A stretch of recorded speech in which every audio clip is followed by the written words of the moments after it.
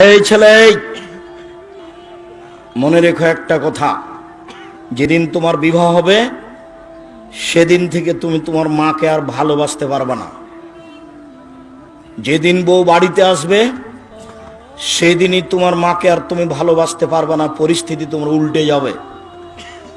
দিন যত যাবে পরিবেশ তত জটিল হবে। এক সময়ে মনে হবে এই মাটির উপরে সবচেয়ে বড় শত্রু আমার মা। আর তোমার মা যা বলে সবই উল্টা কথা বলে, উল্টা বলে, এই কথাও ঠিক।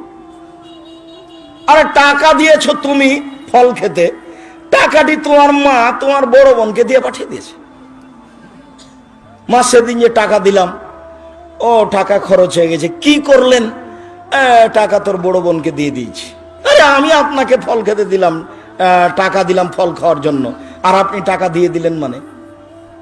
অবাক। আপনার ছেলে আর আপনার বড় ভাইয়ের বড় বোনের ছেলে এক জায়গাতে খেতে বসেছে, তো আপনার মা বড় মাছের টুকরা আপনার বোনের ছেলের পাতায় তুলে দিয়েছে। এইটা আপনার বউ দেখেছে। এইবার রাতে, হ্যাঁ তোমার মা এরকম, তোমার মা তোমার বোনের ছেলেকে ভালোবাসে, আমি রান্না করলাম কষ্ট করে, বড় মাছের টুকরাটা তোমার বোনের ছেলেকে দিয়ে দিল, আমি এগুলো সহ্য করতে পারি না। কত কি!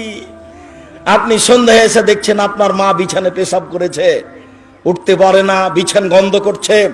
আপনি বলছেন, হ্যাঁ তুমি আমার মায়ের বিছানা পরিষ্কার করনি, আমার মায়ের চাদরটা ধুয়ে দাওনি। তখন আপনার বউ বলছে, তোমার মাকে তুমি দেখো, তোমার মায়ের বিছানা তুমি পরিষ্কার করো। ওই ঘরে ঢুকলে তোমার মা আমাকে অকথ্য ভাষায় গালি দেয়, আমি তোমার মাকে দেখবো মানে? আপনার মা অকথ্য ভাষায় গালি দেয়, এই কথাও ঠিক। নেন, এবার কি করবেন?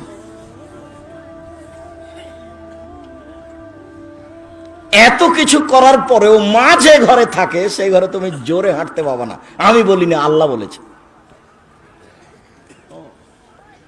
এত কিছু বলার পরে তোমার মা যে ঘরে থাকে সেই ঘরে তুমি জোর করে কথা বলতে পাবো না।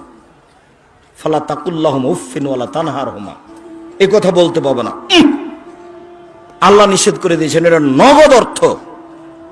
ঝাঁকি দিয়ে কথা বলতে পাবো না। হ্যাঁ আপনি এই করলেন সেই করলেন, একবারে টোটালে নিষেধ, আল্লাহ বলে দিয়েছে। অকফিজ লাহুমা জানাহাজুল, হাত নিচু করে যেতে হবে। মনে পড়ে না একদিন দৃশ্য নকল করছিলাম, মনে পড়ার তো কথা যে রাজশাহীর মেয়র এসেছেন নওদাপাড়ায় আমচত্বরে, তো শাহ মকদম থানার ওসি এইভাবে দাঁড়িয়েছেন, এইভাবে দাঁড়িয়ে বলছেন, স্যার এখন কি করব স্যার?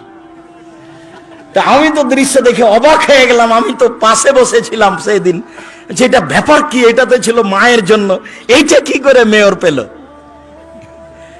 এটা তো মায়ের জন্য ছিল, কিভাবে এখানে চলে আসলো?